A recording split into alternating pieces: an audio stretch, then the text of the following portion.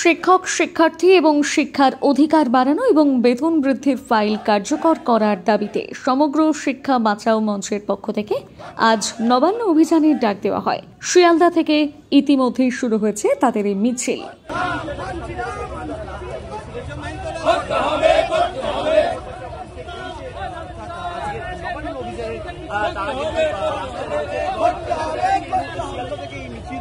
শুরু হয়ে গেছে এবং